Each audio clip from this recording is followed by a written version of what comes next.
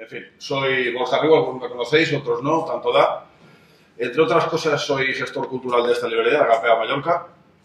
Y bueno, vamos con el segundo acto de este primer congreso de misterios, historias de otros mundos, en el cual tengo aquí unas cuantas notas. Os quiero hablar de, bueno, ahí más o menos se ve, de fantasmas y de castillos. Historias para no dormir o sí, depende de cada uno. Por cierto, ¿sabéis cómo escuchan música los fantasmas, verdad? En etéreo. En fin. Es una manera de empezar como otra cualquiera. Podemos empezar si queréis. Uy, me he pasado. No, este no, este después. Que es muy sensible. Si nos vamos más o menos a 80 kilómetros de la capital de Dinamarca, de Copenhague, tomamos dirección carretera 21, oeste, arribamos a un pueblo que se llama Horve, de unos 2.500 habitantes más o menos.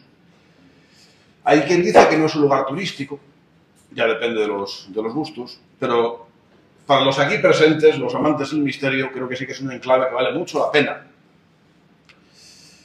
Porque tiene el castillo de Dragsholm, a 800 metros de altura, también un castillo de unos 800 años de antigüedad, que se alzó por orden de un obispo, del obispo de Roskilde. Y además es curioso porque tiene, también lo dice ahí, el apelativo de ser el castillo de los 100 fantasmas. Que si uno piensa, o bien el castillo es grande, que sí que lo es, o los fantasmas están todos ahí muy concentraditos, muy estrechos. A ver, no creo que nadie los haya contado todos tampoco. Pero bueno, me os hacéis la idea, muchos. Y de hecho, tengo por aquí unos cuantos que os quiero contar. De hecho, el primer fantasma más o menos documentado de este castillo es el del propio obispo que lo mandó a construir. Lo tengo por aquí. Resulta que acabó sus días como prisionero en una de las torres y a día de hoy, pues haciendo eso tan clásico, ¿no?, de los fantasmas, dicen que en esa torre se escuchan pues gemidos, lamentos y el, evidentemente, casi imprescindible arrastrar de cadenas. De hecho, no lo hemos dicho al principio, estaréis de acuerdo, que no hay castillo sin fantasma, o no hay fantasma sin castillo. Creo que van siempre ligados de la mano. En fin, se cuenta también, por ejemplo, que los pasadizos que conforman el sótano, que está adornado ahora con muebles del siglo XVIII, hay, o se dejan ver de vez en cuando, ciertos fantasmas encapuchados que por allí deambulan. Dicen que son un grupo de monjes del siglo XVII y lo más curioso, al margen de lo que debe ser evidentemente toparse con un nutrido grupo de fantasmas, no sé si os ha pasado alguna vez. Cuando hago estas preguntas es muy divertido porque la gente sonríe. De hecho, tú estás sonriendo un montón por ahí, tú también, pero la gente no suele decir, mira, a mí sí, o a mí no, pero bueno, yo lo intento. El fantasma es un concepto muy amplio. Eso también es verdad. Eso también es verdad, eso sería para un debate. Lo curioso de este grupo de fantasmas encapuchados, de estos monjes encapuchados que por allí se pasean, es que, aparte de pasearse, por lo visto, conversan. Y no solo conversan, que dirían, bueno, igual hablan de sus cosas religiosas en tono solemne, no. Como que se divierten y se ríen. O sea, también son fantasmas divertidos, que tiene que haber de todo. Digo por si os pasa. También tiene, por supuesto, hola, ¿qué tal? Bueno, os habéis perdido el saludo, pero como me conocéis, da igual. Tampoco pasa nada. Este castillo tiene también, o tuvo una parte de prisión. Se cuenta que por allí pasaron, igual la cifra es muy exagerada, pero bueno, 1.400 personas que fueron pasto de la hoguera.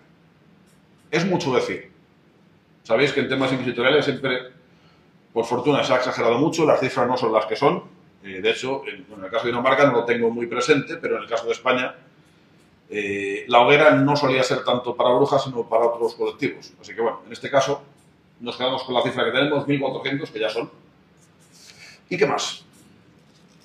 Ah, por supuesto, Dama Blanca. Este castillo también tiene una Dama Blanca, que por lo visto también es una de las apariciones más populares de Draxholm. ¿Quién es? Pues vaya usted a saber. Ahí si queréis dar vuestra opinión, me vale, porque no hay, evidentemente, una candidata 100% clara. Pero tengo por aquí una tal señora Bols, que por lo visto vive por allí. El padre tenía un plan de boda para la hija. Resulta que la hija se enamoró de una sirvienta. Y bueno, ya podéis imaginar cómo acabó. Todos muertos, y por lo visto la hija noble pues aparece como dama fantasmal. Pero hay más cosas por aquí. Una de esas casualidades, o como queráis llamarlo, de hecho explica esta historia. El señor del castillo es avisado de los desmanes de su hija cuando él estaba cenando con ilustres visitantes. Y lo que os decía de la muerte. ¿Sabéis cómo mandó matar a la hija y a la sirvienta? Pues antes lo he dicho, en la hoguera. A las dos. Así que bueno, lo mínimo es que se aparezca como fantasma. Año 1930. Mientras se restauraba una de las salas del recinto, se echó abajo una pared y ¿sabéis qué apareció? Un cuerpo, unos restos de mujer ataviado con blancas vestiduras. Igual sería la dama blanca, o no. Pero bueno, en cualquier caso es simpático. Tengo más cosas por aquí. Ah, sí, esto es muy, muy interesante. También de este castillo de Draxholm, por lo visto, no sé, en este no he estado todavía, pero es habitual ver deambular entre sus pétreos muros fantasmas de caballeros portando armaduras metálicas y espadas, ahora usaré la palabra del chiste, espadas etéreas, en sus manos. Pero otro ha aparecido más y cambiamos de castillo. El conde de Bothwell, de nombre James Hepburn, dueño y señor de la fortaleza, segunda mitad del siglo XVI, es derrocado por una serie de intrigas políticas y además acaba siendo encerrado en su propio sótano acusado de espionaje y de brujería. Bien, ya podéis imaginar cómo acabó. Mal, tirando a muerto. Y dicen que se aparece, además montando un fantasmal corcel. Eso las veces que es más espectacular, las veces que menos, se aparece solamente él sin caballo. Pero aún así se escuchan los cascos del animal galopando invisiblemente por la zona. Bien, saltamos de castillo, ahora sí, nos vamos al castillo de Leap en Irlanda. ¡Saludos!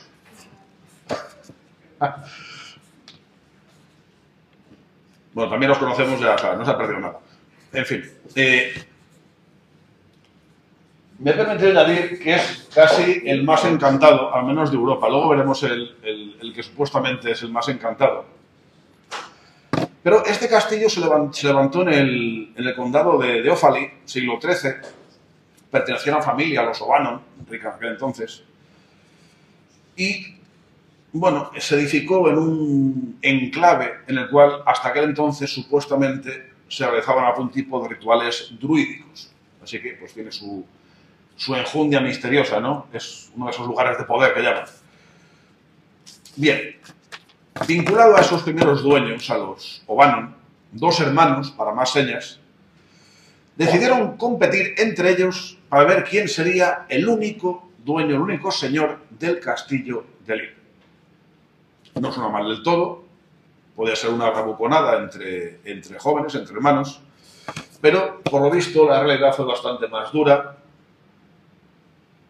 más complicada y, si me permitís, más peligrosa. La competición, atención, consistió en saltar desde unas elevadas rocas. Hay uno que no salió vivo.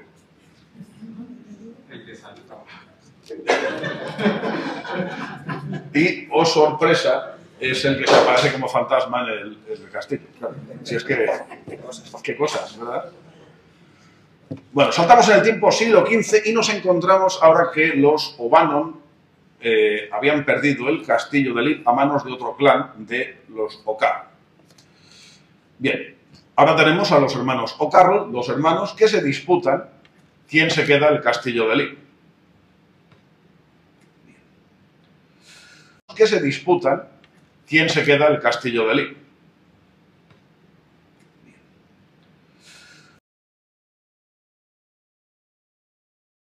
Del religioso, claro. Y de hecho la capilla se ha ganado el apelativo de Capilla Sangrienta. Tampoco es nada original, pero bueno, explica bien lo que hay. Más cosas. Tengo por aquí mazmorras del castillo de Lip.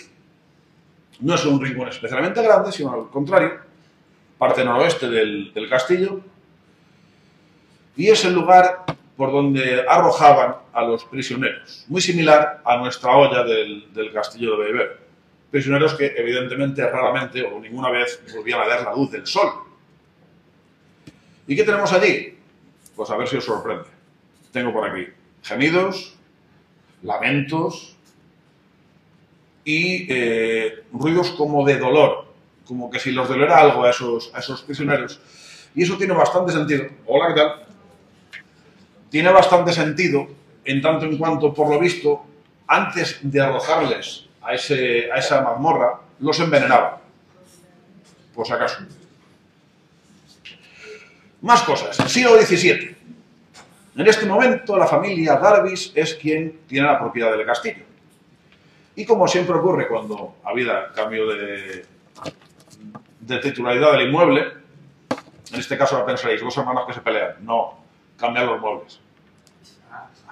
No todo va a ser tan dramático. Pero, ¿qué ocurre? Que vamos otra vez al tema de la capilla, hace limpieza por allí y se encuentran con un buen montón de osamentas, una de las cuales, por el motivo que fuere, no sabemos cómo se analizó, pero fue identificada precisamente con uno de los fantasmas que por allí se pasean, el que recibe el apodo de Elemental. Sin decirlo. Eso. Bien. La descripción que se hace de este Elemental, dice, lo describieron como una aparición demoníaca del tamaño de una oveja. Sigo.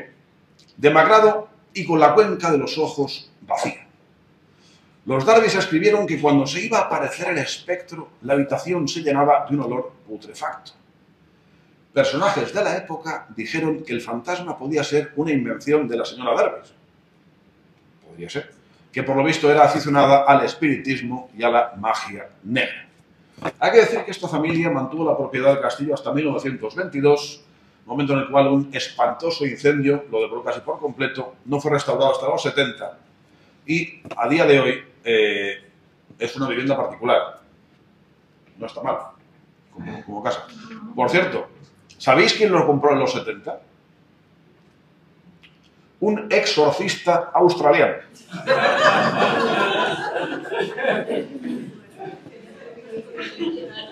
Que por lo visto, esto no lo tengo aquí, pero me acuerdo de eso, por lo visto tenía cierto parentesco, no me preguntéis con cuál de las familias que en su momento ostentó la propiedad del lugar. En fin, es casa particular, pero creo que vale mucho la pena el acercarse por allí a ver qué se cuece. Más cosas. Tiramos hacia España. Castillo de Pedraza. Siglo XIII. Bueno, perdonadme, voy a echar un trago.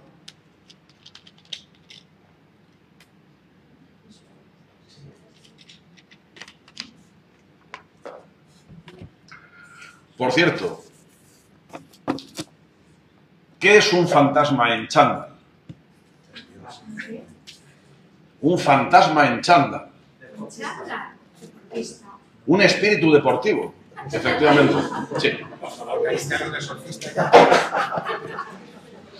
En fin, Castillo de Pedraza, siglo XIII. Hay más, ya te lo dejo caer. Vamos a revivir la trágica historia de amor de Elvira y Roberto, que se vio truncada cuando el conde de Ridaura, señor y amo del castillo, que por aquel entonces, bueno, pues se fijó en Elvira, hasta el punto de que, valiéndose de sus derechos, la convirtió en su esposa y, por lo tanto, en condesa.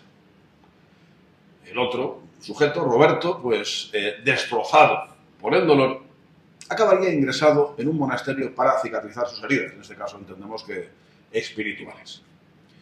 Bueno, resulta que pasa el tiempo, el conde fallece y, cosas del destino, por algún motivo, Roberto, que era ya sacerdote, es el encargado de sustituirlo.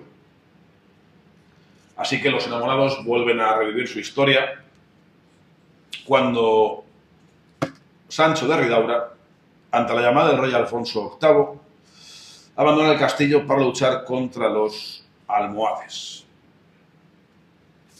Resulta que, al volver de la contienda, ¿qué ha ocurrido? Que su esposa le ha sido infiel con el que era sacerdote, que después ya no lo era, que después era conde, que estaba liado con él. ¿Qué tal? Ya podéis imaginar lo que pasó después, ¿no? Os lo leo así como más dramatizado. Sus ansias de venganza le llevaron a preparar una gran fiesta para, delante de los nobles del reino, dar su merecido a los dos amantes que se habían burlado de él. Al monje, ante el estupor de los invitados, le clavó en las sienes una corona de hierro de púas enrojecidas por el fuego, causándole así, lógicamente, la muerte. Claro, raro sería que no. Mientras Elvira huía de su agresor, pero no tardó en encontrarla y le clavó una daga en el corazón, llevándose así a cabo la venganza.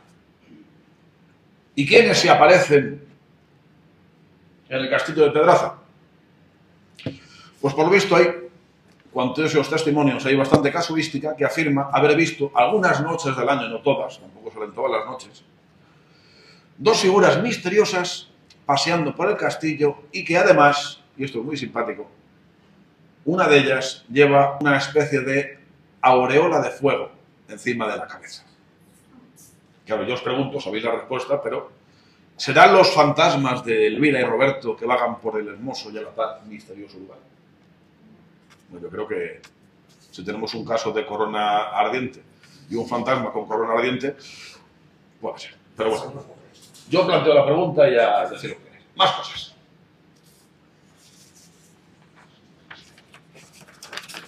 Tenía aquí un castillo italiano, pero me lo salto.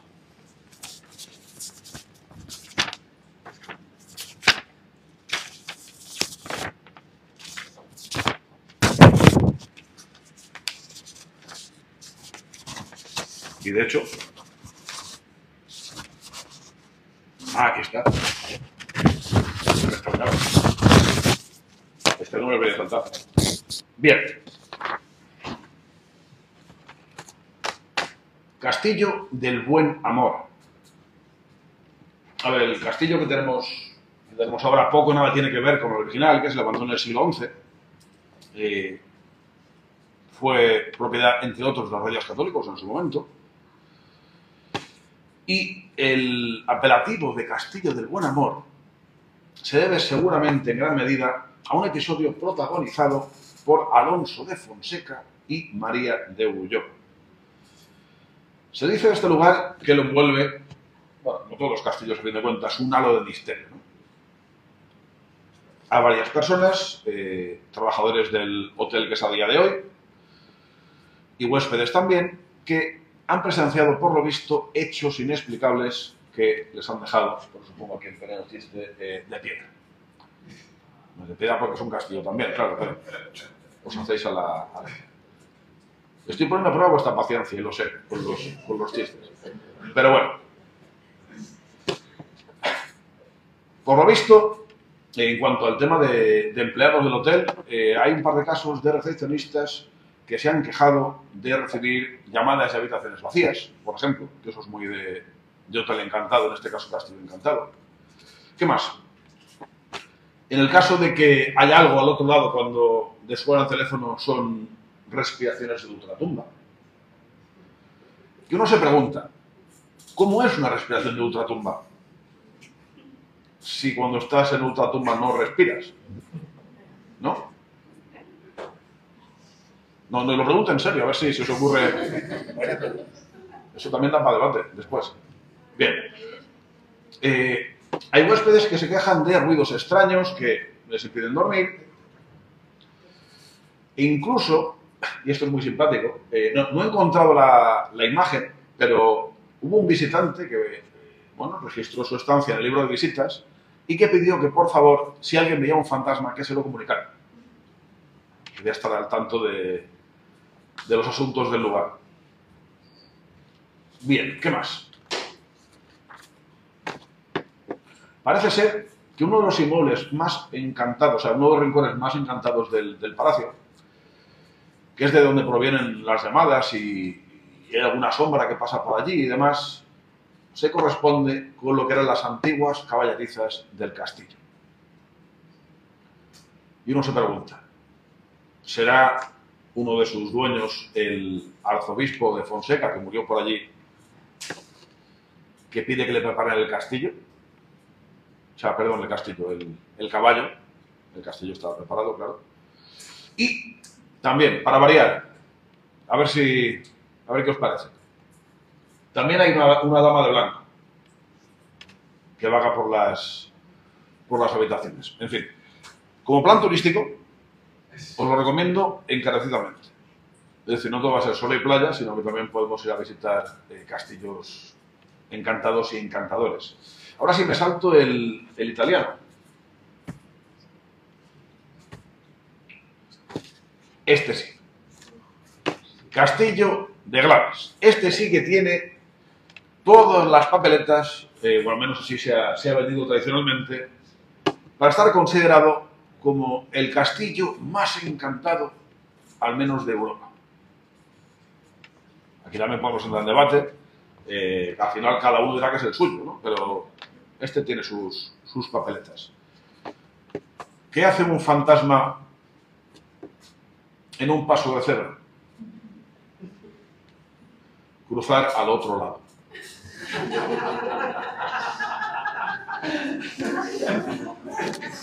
Pero además os reís y me dais cuerdas, es que no sé qué es peor.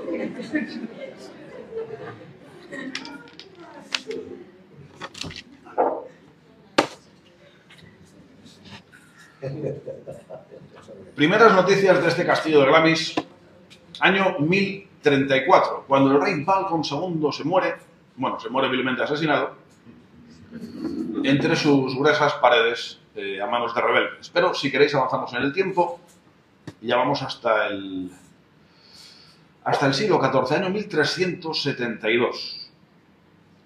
Es cuando se empiezan a documentar fenómenos extraños en ese castillo.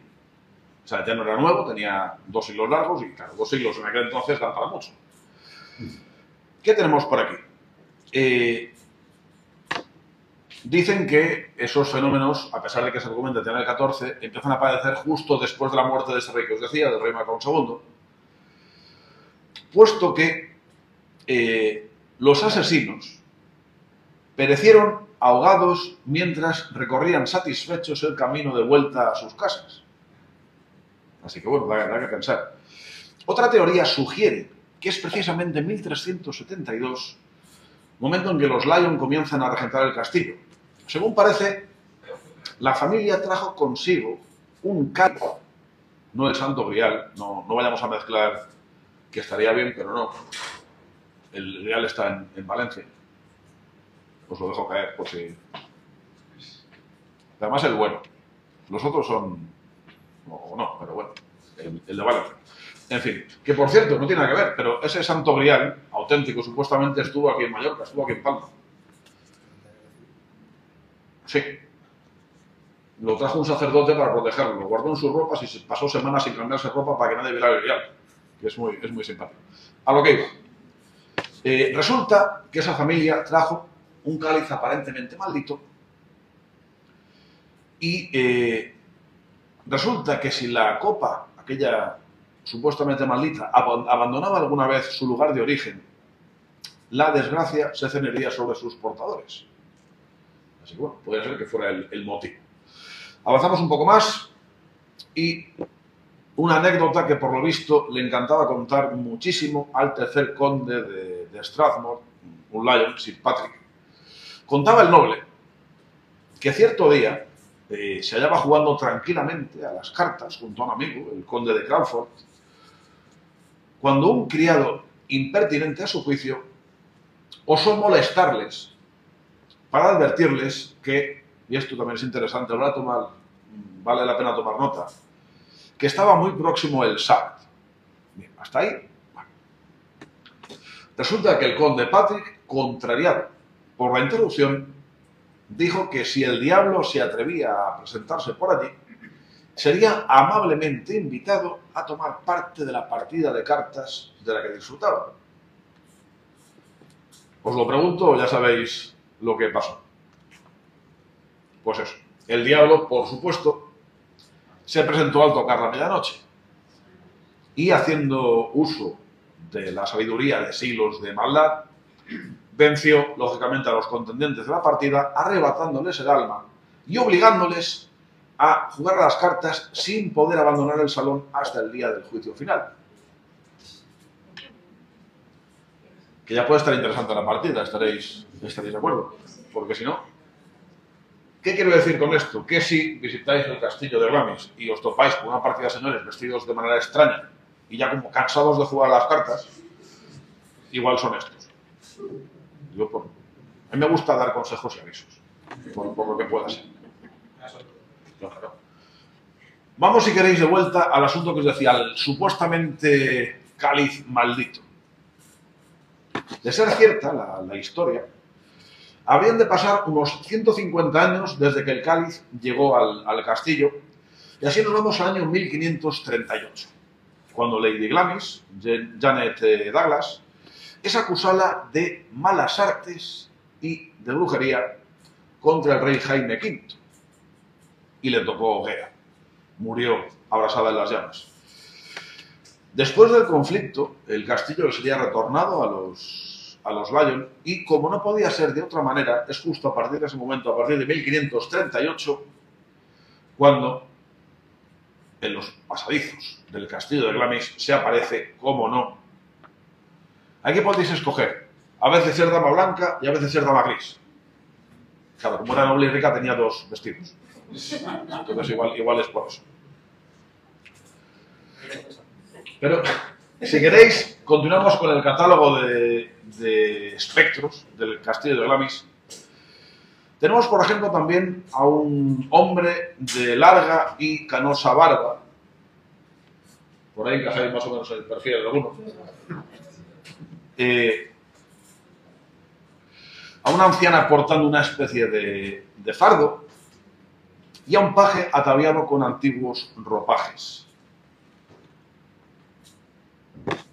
Y un testimonio relativamente reciente, relativamente cogido con pinzas, lo mismo, es la que era la reina madre de Inglaterra, Elizabeth Bowes Lyon, es decir, la madre de la difunta reina Isabel II, que pasaba por allí bastante tiempo y ella sí contaba, al menos en su círculo, que veía esas apariciones que os he comentado. Estaban a la orden del día. Pero, ¿sabéis cuál es el conocido como horror de Glamis? Pues por lo visto fue el 13º conde del lugar, Claude Bowes Lyon, fallecido en 1904. Estuvo, por lo visto, obsesionado toda su vida con este asunto, que sería un secreto familiar que cada cabeza de familia debería transmitir a su heredero al cumplir los 21 años. Esto es muy de película. No se sabe a ciencia cierta cuál era ese oscuro secreto, aunque hay quien dice que el horror no sería más que uno de los miembros de la familia nacido con gravísimas deformidades y enclaustrado de por vida tras los muros de una fría, húmeda y oscura celda del castillo. Y a pesar de ello, habría sobrevivido a varias generaciones. Sea como fuere, este lugar, el castillo de Glamis, creo que estaréis de acuerdo en que bien merece ser visitado, ser investigado. De hecho, aquí en esta sala hay un buen nutrido de investigadores de este tipo de historias. Y además hay que hacerlo a conciencia. Así que si